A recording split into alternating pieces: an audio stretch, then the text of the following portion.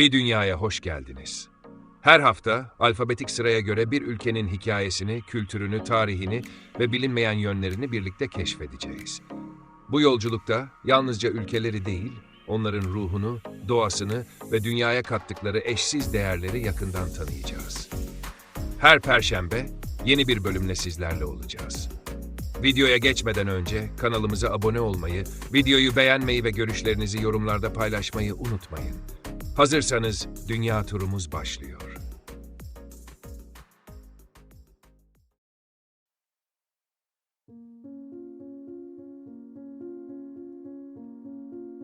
Afganistan, binbir hikaye ülkesi. Uçsuz bucaksız dağları, kadim tarihi yapıları ve mozaik gibi bir araya gelmiş kültürel çeşitliliğiyle adeta bir efsane. Ancak bu efsanenin ardında asırlardır süren savaşlar, yıkımlar ve yeniden ayağa kalkma çabaları var. Dünyanın kalbi olarak anılan bu stratejik coğrafya, tarih boyunca farklı medeniyetlerin gözdesi olmuş. Ama aynı zamanda emperyal güçlerin oyun sahasına da dönüşmüştür. Şimdi bu kadim toprakların hikayesini derinlemesine inceleyelim. Afganistan'ın tarihi, insanlık tarihinin en eski dönemlerine kadar uzanır. Bu topraklar, İpek Yolu'nun önemli bir durağı olduğu için ticaretin, kültürlerin ve medeniyetlerin buluşma noktası olmuştur. Afganistan, Pers İmparatorluğu'nun bir parçasıydı. Ardından Büyük İskender tarafından fethedildi ve onun kurduğu şehirlerden biri olan Kandahar, bugün hala varlığını sürdürmektedir. İskender'in ardından bölgede Yunan etkisi devam etti ve bu topraklar Budizmin yayılmasında önemli bir rol oynadı. Bamyan Vadisi'ndeki devasa Buda heykelleri bu dönemin izlerini taşır. 7. yüzyılda İslam'ın gelişiyle Afganistan, İslam medeniyetinin bir parçası haline geldi. Gazneliler, Selçuklular ve Babürler gibi Türk kökenli imparatorluklar bu topraklarda hüküm sürdü. Gazneli Mahmud, Hindistan'a yaptığı seferlerle bölgeyi İslam dünyasının önemli merkezlerinden biri haline getirdi. 18. yüzyılda Ahmet Şah Durrani tarafından modern Afganistan'ın temelleri atıldı. Ancak ülke, 19. yüzyılda İngiltere ve Rusya'nın çekiştiği büyük oyunun tam merkezine düştü. 19. yüzyılda İngilizler Afganistan'ı kontrol altına almaya çalıştı. Ancak Afgan halkı, 3 Büyük İngiliz-Afgan Savaşı'nda direniş göstermiş ve İngilizleri yenilgiye uğratmıştır.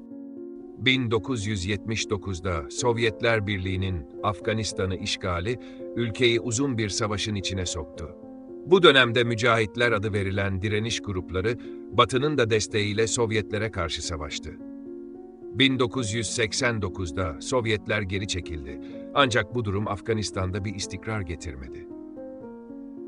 1996'da Taliban, Afganistan'da yönetimi ele geçirdi. Katı şeriat kuralları uygulayan Taliban rejimi, kadın haklarını kısıtlaması ve uluslararası toplumdan izole bir politika izlemesiyle tepki topladı. 11 Eylül 2001 saldırılarının ardından ABD, Afganistan'a müdahale ederek Taliban rejimini devirdi.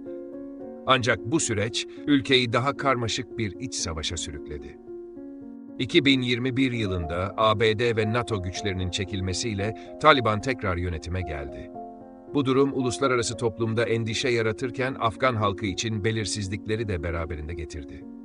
Afganistan, farklı etnik grupların bir arada yaşadığı bir kültür zenginliğine sahiptir. Peştunlar, Tacikler, Hazaralar, Özbekler, Beluciler ve daha birçok grup bu coğrafyada yaşamaktadır. Resmi diller Peştuca ve Darice'dir. Ancak Özbekçe, Türkmence gibi diğer dillerde konuşulmaktadır. Afgan müziği, geleneksel çalgılar olan rubab ve tabla ile zenginleşmiştir. Ayrıca halı dokuma sanatı dünyaca ünlüdür. Afgan mutfağı, pilav, kebap ve bol baharatlı yemeklerle dikkat çeker. Özellikle kabuli pilav ülkenin en bilinen yemeğidir. Türkiye ve Afganistan arasındaki ilişkiler modern anlamda 1920'lere dayanır.